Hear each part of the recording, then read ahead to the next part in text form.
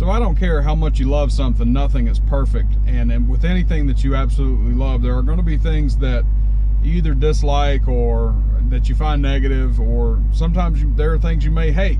That goes to say about anything. I don't care what it is. If you love something, there's going to be something about it that you don't like, whether that's a relationship or a physical item. And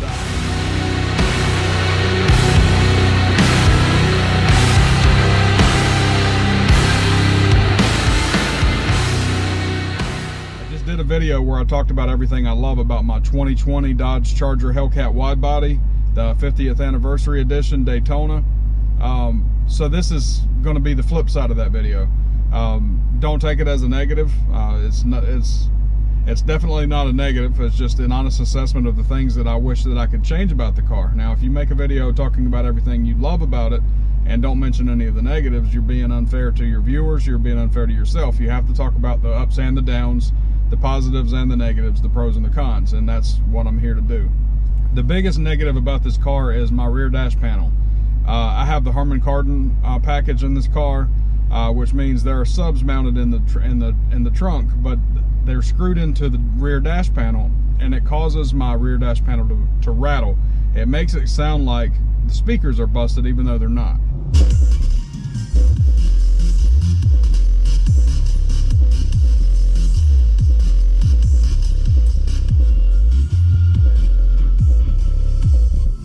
Now, this is a design flaw. It's not necessarily the car's fault or Harman Kardon's fault or anything like that. Oh, look, there's a Scat Pack Widebody Challenger. Sweet. Sorry, ADD kicks in when I see cars like that. Anyway, it's not the Harman Kardon group's fault. It's just a design flaw. The dash is probably not thick enough to support that kind of bass that comes out of that speaker package. As a matter of fact, my 2011 Dodge Challenger RT Classic had the same issue, and it was in the service department several times for the same issue. If there was anything that had any bass at all, regardless of what genre of music it was, the dash panel would rattle. And finally, I ended up taking it to a speaker shop, and they dynamited the dash panel, and it stopped. And now it's looking like I'm gonna have to do that with this car as well. It sounds like garbage when you have anything remotely sounding like bass. Now, I've had the Harman Kardon package before in other vehicles, including the 2018 Dodge Challenger Hellcat that we just sold, and it sounded amazing in that car, but those speakers were mounted in the trunk, down in the floor of the car, not up in the dash. So this is gonna have to be addressed. I'm gonna give Dodge a chance to fix it when I take it in for its first oil change since I've owned it. Which is coming up here pretty soon. But if they can't fix it, or don't know how to fix it, or whatever the case may be, then I'm just going to take it to a speaker shop and get it fixed. The second negative about this particular car is the wheels. The wheels are not black like I like. They're a brushed chrome or brushed silver. You know, it's part of the 50th anniversary package. They stand out more. There are no other cars that have that color wheel in the Dodge lineup, and they wanted it to be part of the 50th anniversary package. Because they're not black, they get caked with brake dust extremely easy. There's another Challenger Widebody. Where are these cars coming from today? Okay, so they easily get caked with brake dust. I can have it cleaned today, and tomorrow's already going to start to have brake dust on it, and within 3 or 4 days they're completely caked in brake dust again. So luckily I've got some soot and wheel cleaner. You spray them on there, spray them off with the hose, and they're clean again. But it's one of those things where I haven't had to deal with that before, and the Hellcat kicks up a lot of brake dust to begin with.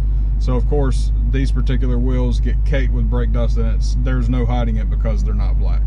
Now, I debated powder coating the wheels black because black is more to my liking, but because this is a 50th anniversary edition Daytona, I'm always thinking about, you know, maintaining as much of its value as I can.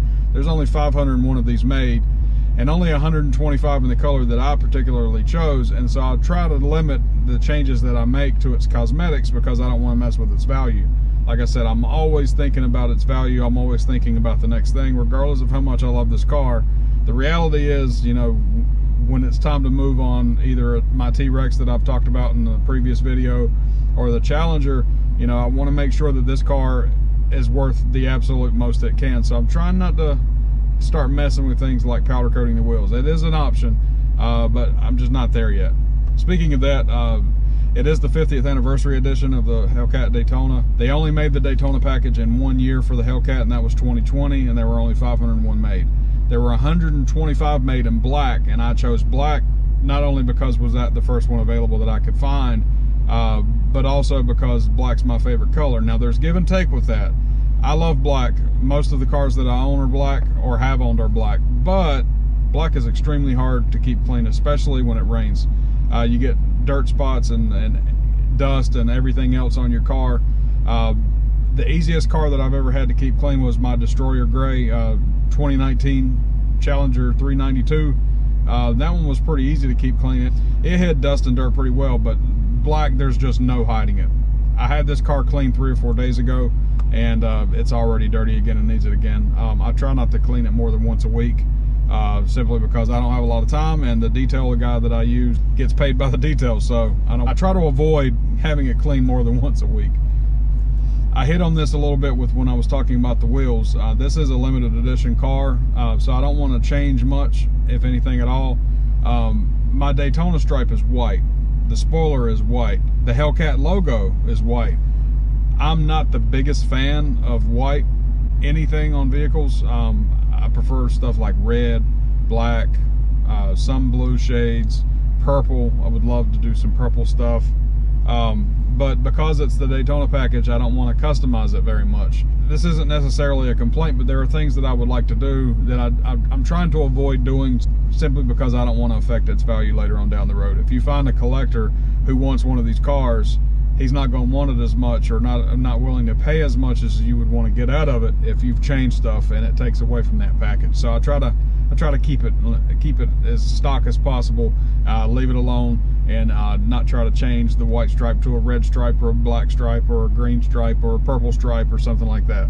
And I don't want to add anything else that takes away from that. So that's kind of the downside of having a car that's a limited edition. You want to leave it to the package the way it was designed, in case someone wants it, that's willing to pay you what it's worth, granted you haven't changed anything. I've talked about this in some of my other videos. This car in particular, as well as a lot of the other cars I've driven, that gets a lot of attention. Sometimes I don't mind the attention. If I stop and get gas, or I'm out at dinner or something like that, I don't mind people saying, hey, nice car. You know, that happens. You buy the car because you like the car. That comes with it. You know you're going to get a lot of attention. I'm covered in tattoos from my throat to my feet, so you know I'm used to getting a lot of attention as it is. I can't complain about the attention. What I don't like, or if I'm at a light, someone comes pulling up on me and revving their engine and, you know, wanting to race or do some stupid that's not me. I'm more reserved and laid back, but it happens every day, several times a day. Just last night I was going home. I got my kids in the car, some dude in a Mustang. What is it with Mustang owners, by the way, that like it's 95% of the time it's Mustang owners, comes hauling ass up beside me as I'm turning left to go home, revving his engine. He almost comes over to my lane, showing off. You know, my kids are in the car. That's not cool. I don't find it cool in the slightest bit. So, you know, if you see me out, by all means, say hello, nice car, whatever you want to say, shake hands. I don't mind any of that stuff. I like that kind of stuff. I don't want to hear you revving your engine at me or trying to get me to race. My kids are with me most of the time. Save that shit for somebody else. One thing I forgot to mention, one day I was at lunch with my wife, and I got a message on Instagram, and it was a picture of my car and her car in front of each other, and the guy was just basically saying, hey, nice car.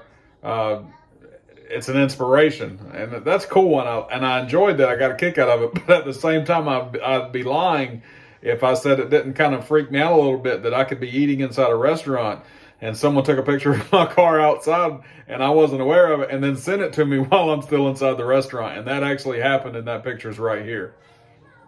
And the last thing I can say about this car is I overpaid for it. I've had some really good luck with cars this year. I made money on the T-Rex and paid MSRP. I made money on the Hellcat Durango and paid MSRP. This particular car, I was kind of in a spot where this was not the car I was going to buy. I was buying another T-Rex, and the T-Rex got sold before I could get to it. And I didn't have anything to drive, and we're in a chip shortage where stock is really, really limited. Morning that I bought this car, I I wasn't intent on buying this car. I went to the Dodge dealership to see what my options were as far as ordering something, and I ended up having the opportunity to buy this car. Had I not bought this car, it would have been weeks and weeks for something else to come in, and I wouldn't have never known what that would, what that may have been. So I kind of bought it on a whim. The original MSRP for this car last year, when it was brand new, was $83,000 for this particular package. This is a 2020 Dodge Charger Hellcat Widebody, and it is the limited edition 50th anniversary package for the Daytona trim.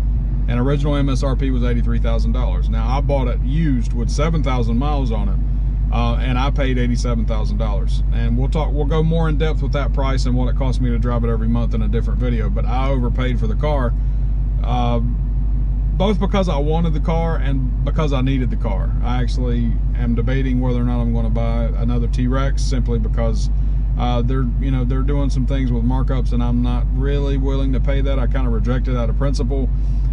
I made an exception with this car because it's a limited edition car. It should appreciate in value instead of depreciate in value. They only made 501 of them, and only 451 of those stayed in the United States. And then they only made 125 in the color that I have. So this car is extremely limited, and they're pretty valuable. A quick search on Car Gurus, and they're still selling for $85,000, $87,000, $90,000, and I expect it to maintain its value, especially as V8s are phased out.